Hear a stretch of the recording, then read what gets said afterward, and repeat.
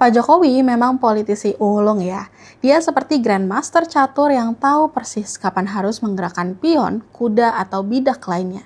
Dengan gaya santainya, setiap langkah bisa bikin lawan terkunci bahkan skakmat. Contohnya paling jelas ya soal tuduhan ijazah palsu yang diarahkan ke Jokowi. Tuduhan yang awalnya dirancang untuk menjatuhkan justru berbalik arah.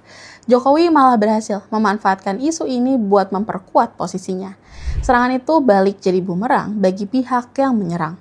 Akhirnya, mereka sendiri yang terjebak dengan strategi yang mereka buat. Dari sini kelihatan jelas kehebatan Jokowi. Pertama, Jokowi memilih diam. Dia nggak buru-buru merespon tuduhan itu, justru membiarkan isu itu bergulir. Sambil begitu, dia mengamati arah serangan dan siapa aja yang bermain di baliknya. Ketika isu makin liar, simpati publik malah datang. Jokowi sendiri nggak sibuk membantah. Pembelaan justru muncul dari banyak pihak. Mulai dari pendukung, teman, sampai kampus UGM turun tangan, nunjukin dokumen resmi. Mereka yang akhirnya membuktikan kalau tuduhan itu salah. Publik pun melihat isu ini sebagai fitnah yang nggak masuk akal. Kedua, Jokowi biarin hukum jalan. Setelah isu makin liar, dia mulai memainkan langkah caturnya. Dia melaporkan pihak-pihak yang terus menggiring tuduhan dan fitnah itu. Nama-nama kayak Roy Suryo, Rismon Sianipar, sampai Dr. Tifa ikut terseret. Serangan yang tadinya diarahkan ke Jokowi malah balik ke penyerangnya sendiri. Salah satunya Zainal Mustafa, salah satu tim hukum tipu UGM. Dia akhirnya jadi tersangka kasus dugaan pemalsuan dokumen karena diduga pakai identitas mahasiswa lain buat kuliah hukum. Soal fitnah ini, pengadilan sebenarnya sudah resmi menolak tuduhan ijazah palsu itu. Karena fakta-fakta hukum juga sudah jelas. Pihak UGM juga sudah tegas bilang kalau Jokowi memang kuliah dan lulus di sana. Mereka punya data dan bukti yang lengkap.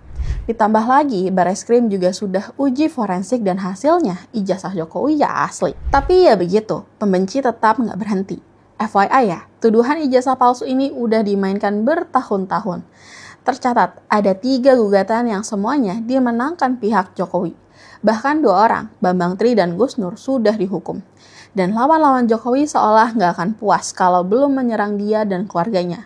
Sekarang tuduhan itu juga ikut diarahkan ke Gibran, anaknya. Pertanyaannya, kenapa ya Jokowi terus yang jadi sasaran? Karena dia figur sentral di politik Indonesia. 2 periode menjabat presiden, dia berhasil membangun banyak hal. Dari infrastruktur besar sampai reformasi birokrasi.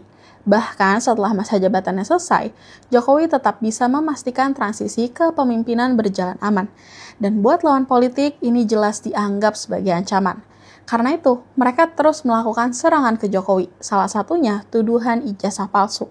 Isu ini terus digoreng buat jatuhin Jokowi. Mereka gencar bangun narasi di media sosial. Harapannya, publik percaya Jokowi itu orang jahat yang cuma mikirin keluarganya. Untungnya, serangan gagal total dan jadi bumerang. Pak Jokowi keren ya.